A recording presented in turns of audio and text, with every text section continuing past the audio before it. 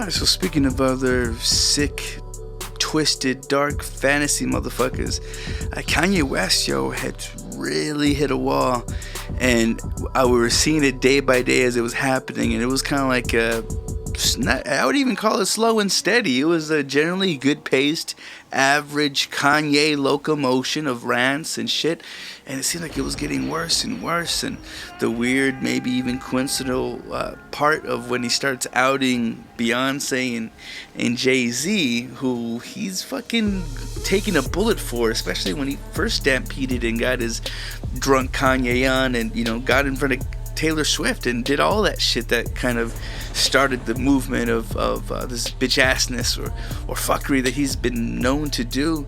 And it's trippy that as soon as he yelps that out, though, he was then hospitalized, and they're saying that it was due to like exhaustion, exhaustion and dehydration, which happened to your boy Arizona Verse. And there's no telling, and how deep that shit has to impact. I mean, even upon talking to Verse, which I haven't fucking had any health updates, and I probably should just jump online, but I refuse to know of my brother like that. I want to fucking talk to him. Hello, nigga, I'm calling you out.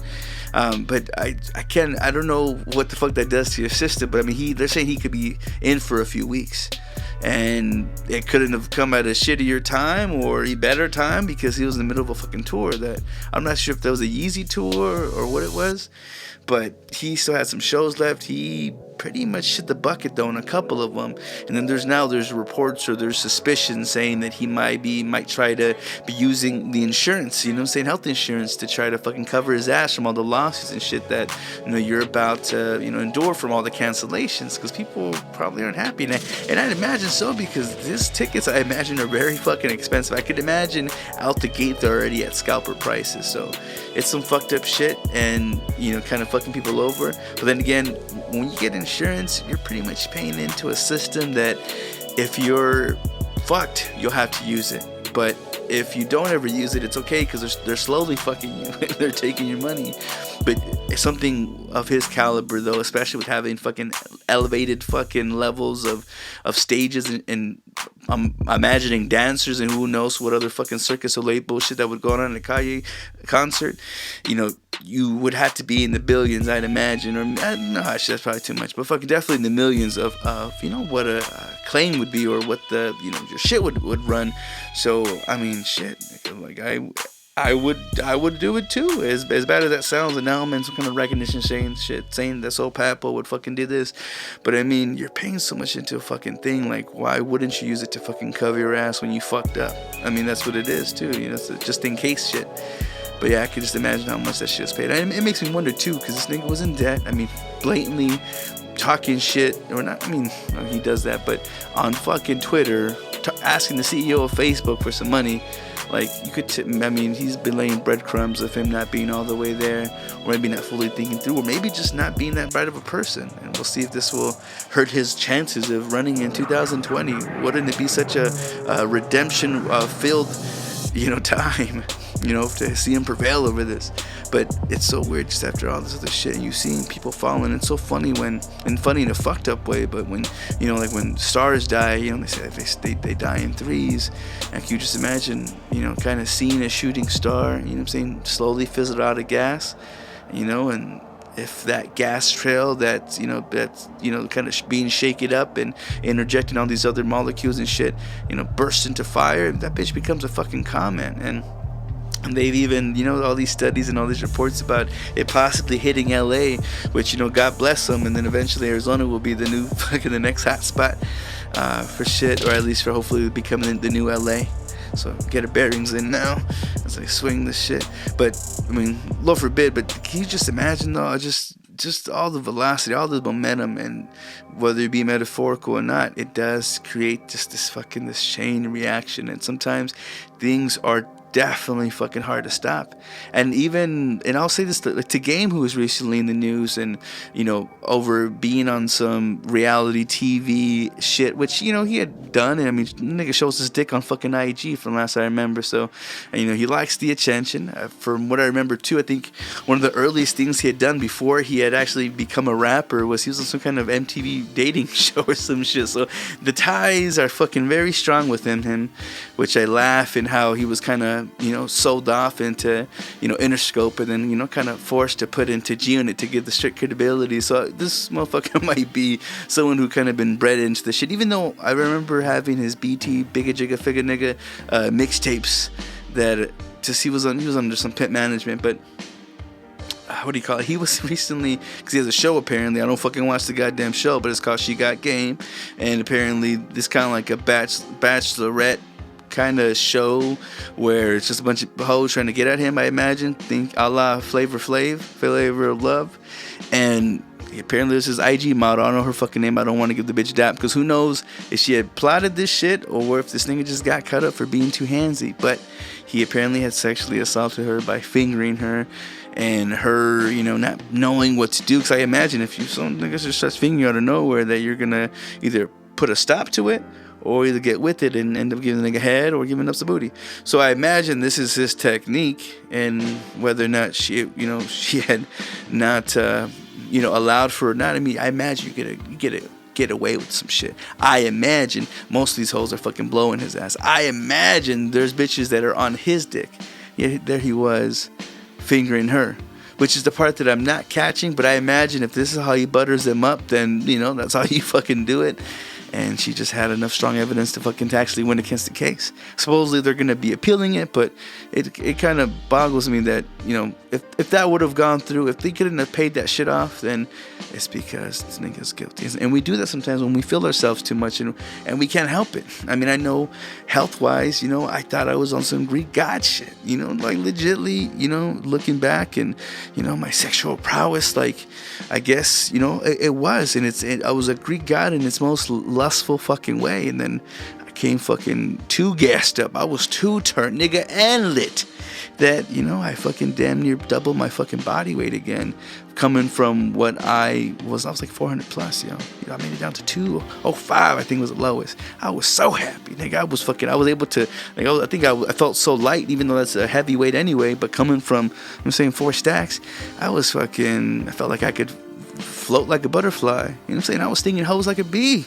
I really was. You know what I'm saying? Got a little something. But you get too high in your own supply and you end up fucking, you know what I'm saying, withering if you're not humble, if you're not, you know, good about it. And you get caught up.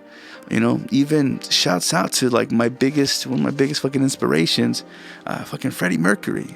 It was his fucking like his death day, and it recently, I don't know if it was like 20 years. Like, I didn't even fucking look it up because it kind of, it makes me sad in that essence. Same thing with fucking Amy Winehouse. I don't like reading shit about her because, I mean, I want to know new details, but having reminisced, like, I love that bitch. You know what I'm saying? Fucking performed sackcloth for her. You know what I'm saying? Was in my duds and I fucking shaved my fucking beard. You know what I'm saying? Like, I, you know, like really, you know, went through Shiva for her, and it was just craziness. And with Freddie, I mean, even his last years, like he wanted to keep that shit secret. You know what I'm saying? He actually, the moment he made the announcement, he fucking died the next week. Whether the shit just attacks that quickly or if he just was lucky enough to kind of give his final words, like, there was something pretty dope about that. And it almost makes me feel like God, you know, God shined down upon him, for real, you know, because obviously he was given a gift. He was even his girlfriend, what was her name, Amy Davis or Amy Adams, no, Mary Austin. She was a, you know, cute little güerita, and she was his like girlfriend before he had like came out, and he loved her so much though he left damn near everything to her, and he even became godfather of her first kid. And, you know, he says that, you know, she was his best friend, his only friend. And it trips me out that, you know, when he left her estate and she wanted like to donate to something, he's like, no, because it would have been yours. He's like, if things hadn't gone the way that it had gone, it would have been yours anyway. I was like, damn, like that sounds like some deep shit, you know? And I feel like you know when you have something great And then there's just times where, you know, like being a fucking first world country bastard on Thanksgiving Day, you want so much more, even though you have it all. And you know what I'm saying, you still want more. And you have some more because you can, because you're unstoppable, because you're this great thing, and you will be humbled. God will humble you. And God bless those times when that happens. And you know, I pray that He could be with us when shit's popping off, because we ultimately are, you know what I'm saying, lameless, you know, compared to a bigger, because there's always a bigger, badder thing, always. So, you know, can you imagine the moment when you have to face that? Like, not most people can. That's why I love the story of Enoch so much, because he had walked all the days of his life I guess in good standing with the Lord, that eventually when that 365 happened in years, which tripped me out that that's what a year is in days. Coincidence, I don't fucking know, maybe I'm reaching, but he was taken up. And literally, fucking, I imagine, you know, God being like a spaceship kind of thing, you know, some kind of other terrestrial life form that, you know, just beamed him right up and, you know what I'm saying, took him. You know, who knows, you know, if he's still sitting around, if he's still, you know, helping battle cats, who knows. But after serving 365 years, you know, he was able to be taken up. So I aspire to that so much. I want that so badly. I know that my bastardness is this, and you know, that does definitely restrict me from doing that, but then it gets me into another thing. So it's like, it's a never-ending cycle. And that's why, not to get all biblical, but that's why I think it was Peter who had said, you know, that every day we're born again, and that we had that ability and that chance to really change shit. And once we do that and we stay consistent, even if we got to start to stop every fucking day, we can only do shit a day at a time if we're lucky, right? All we have is that fucking time, you know, if we're fucking lucky. Because a lot of times, and sometimes I wonder, like, man, like, life's too fucking long. Like, I'm tired of this, the toil. The having fun part is a blast. That toil, oh man, like, it's on some bitch assness, and I will admit that when I'm that way. But it hurts that, you know, you could just be doing so much and feel like, I mean, that's just kind of, we just gotta, you know, really take every opportunity, you know, for its, you know, take every opportunity and fucking do the most. There's a saying, you know what I'm saying, do the, like, I had a homie who said, you doing the most, you know, and that was such a proud statement, which sometimes can be bad, because if you don't actually know, doing too much is bad, but when you doing the most, I mean, people can always fucking flip shit, tit for tat, fucking, you know what I'm saying, yin and yang, everything has the fucking opposite. Like, that's why there is God, you know, that's because it's a battle against, you know what I'm saying, top and bottom, and, you know, faggotry then has the symbolism right there, and shit, just God bless you, for real, may God bless you, may you be a blessing to others, you would hope. You know what I'm saying? Unless you're riding coattails. Speaking of music, fucking Drake's bitch ass. That nigga fucking, I'm hating because I wish I had money like that to give. But he fucking gave 21 Savage, who is ignorant as shit, is stinky. And I mean that in every sense of the fucking word. But he fucking bought him a Ferrari. Now I heard that there's a thing between like him and Meek Mill's kind of fighting over him.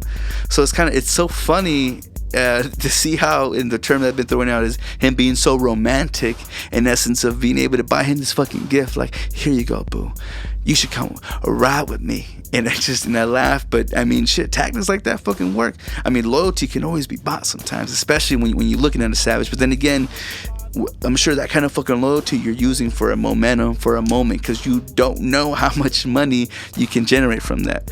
And you can look at fucking the whole Bobby Shmurda bullshit, and, you know, was what they gave him enough to knock on that single and kind of send him off to the wayside? I imagine so. There was no sense in pulling it back out for more. It's almost fucked up because, I mean, in essence, I mean, everything in life actually is, you know, dispensable. You know what I'm saying? Not dispensable, but replaceable for the most part, because you can, well, even if it's a fucking memory, which it would suck to lose a memory, but there's gonna be another memory to come after that. So you would hope, especially if you're hurt, that you can always rise from it. There's always the, you know, next chance. The only fucked up thing is you don't know when you're gonna have a next chance, so you gotta make the chances that you do have fucking count, and, you know, and all that shit. So